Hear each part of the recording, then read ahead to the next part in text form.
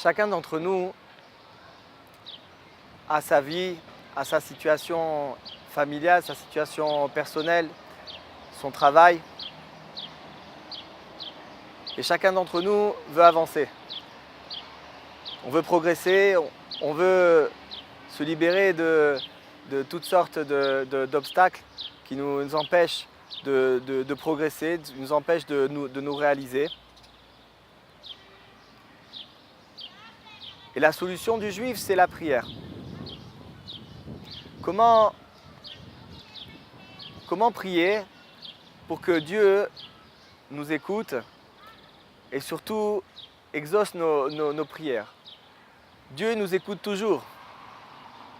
C'est marqué que Dieu écoute la prière de chaque bouche, de tout le monde. Maintenant, il y a prière, il y a prière. Il y a prière, une prière qui va être froide et une prière qui va être avec beaucoup de cœur, avec beaucoup d'intention. Le but, c'est d'arriver à prier avec cœur, avec intention. C'est marqué Rahmana li babai. Akadosh Baruch Hu, ce qu'il veut avant tout, c'est notre cœur. Et c'est marqué aussi qu'il vaut mieux dire peu, mais avec intention, que prier beaucoup et sans intention. Donc il est clair que ce que l'on doit trouver, c'est une chaleur dans la prière. C'est un réveil de dire notre prière avec vérité. Il y a les prières quotidiennes, Shachrit, Mincha Arvit, la prière du matin, la prière de l'après-midi et la prière du soir. Ces prières, elles sont déjà écrites. Donc il y a un danger. Le danger, c'est de tomber dans une routine. On le vit tous. Chaque jour, on vient, encore la même prière, encore Shachrit, encore Mincha, encore Arvit. Et on a l'impression que c'est le même texte et que finalement, on est là en train de dire notre texte. Et parfois, malheureusement, on essaye un petit peu de s'en débarrasser plutôt que de le vivre réellement. Alors, Rabbi Nachman nous dit que c'est une véritable guerre et qu'il faut lutter pour absolument essayer de dire chacun des mots de notre prière, même si celle-ci est écrite, avec vérité. Dire chaque mot avec vraiment de l'intention qu'on est en train de dire ce mot-là et ce qu'il est en train de représenter. C'est avec ça qu'on va avoir une chance que notre prière va aller droit au but, va toucher son but. Il y a une histoire du Harizal où un jour il est rentré dans une synagogue et dans cette synagogue il y avait donc le Rav de la synagogue et le Harizal a dit à ce Rav, il lui a dit « Je vois qu'il y a beaucoup de prières dans cette synagogue ».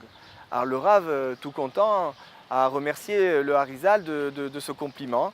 Et le Harizal lui a dit non, vous n'avez pas compris, il y a beaucoup de prières qui sont au niveau du toit de la synagogue, qui sont bloquées, qui ne sont pas montées vers le ciel.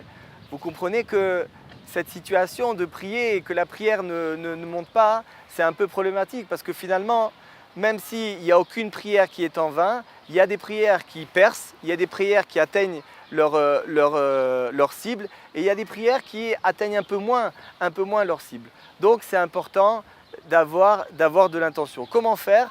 Eh bien, il y a toutes sortes de conseils. Le premier conseil, c'est d'essayer évidemment de comprendre ce que l'on dit, de voir des traductions si on ne comprend pas l'hébreu pour essayer de comprendre ce que l'on dit. Il y a un autre conseil qui est d'arriver un petit peu à l'avance à la prière parce que c'est vrai que quand la prière commence à 5 heures, si on arrive à 5 heures moins 1, on a un peu du mal à se mentaliser, on a un peu du mal à se préparer, à savoir ce qu'on est en train de faire. Celui qui arrive un petit peu à l'avance, qui réfléchit et qui se concentre et qui se dit voilà, maintenant je vais me retrouver devant Dieu et je vais pouvoir maintenant obtenir toutes les choses que je désire et qui me manquent, à ce moment-là, sa prière risque d'être différente. Il y a un autre conseil, c'est qu'en plein milieu de la prière, on se rend compte qu'il y a des pensées complètement étrangères et complètement sans rapport avec notre prière qui viennent nous embêter et qui viennent nous embarquer dans un autre chemin. Ça, il faut savoir que c'est normal, c'est le travail du Yetzer Hara de ne pas nous laisser prier, de nous enlever notre intention justement en nous faisant penser à d'autres choses. Alors qu'est-ce qu'il faut faire dans ce cas-là? Il faut lutter avec toutes ses forces pour rester dans les mots de la prière et dans l'intention de ce qu'on est en train de dire. Et il y a un autre conseil qui est le conseil suprême pour pouvoir avoir une prière avec kavana, avec intention. Ce conseil, c'est de parler avec Dieu, de parler simplement dans sa langue natale, de parler à Dieu comme à un ami, évidemment avec beaucoup de respect puisqu'on est en train de parler à un roi, et évidemment de lui raconter quoi? Lui raconter notre vie, lui raconter ce qui nous arrive, lui raconter nos doutes, nos problèmes, nos dilemmes, nos hésitations, nos espoirs, nos joies et notre gratitude pour toutes les belles choses qui l'emmènent dans notre vie.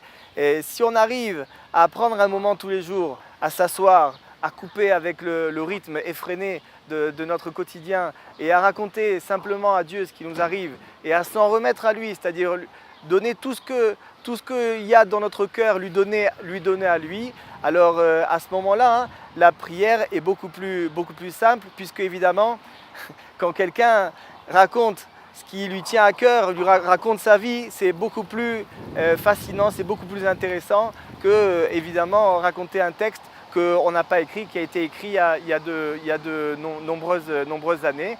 On s'en rend compte que quand le téléphone sonne et qu'on commence à parler avec un ami, une demi-heure passe et on ne s'est même pas rendu compte. Et on a parlé pendant une demi-heure, on lui a raconté plein de choses, c'était passionnant. Alors la même chose, on essaie de le faire avec Akadosh Baruch Hu, puisque Dieu, contrairement à notre ami, lui il peut tout.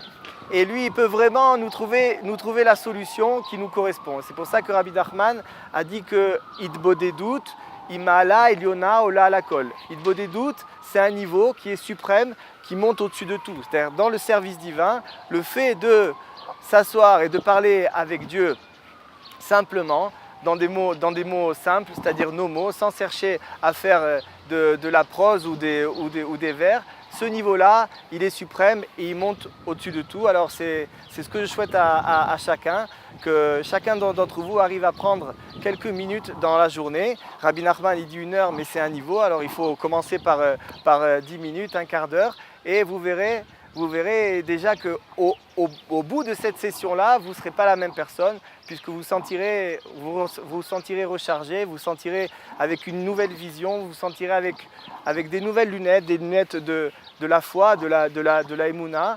Et c'est comme ça que doucement, vous pourrez construire votre relation avec Dieu, puisque notre relation avec Dieu dépend beaucoup des besoins que l'on a et des demandes que l'on a vis-à-vis de lui et du fait qu'il va répondre ou il ne va pas répondre tout de suite à ces besoins-là. Donc la prière, qui est cet élément de connexion entre nous et Dieu, la prière personnelle, est une prière fondamentale pour qu'on puisse véritablement devenir un juif kasher.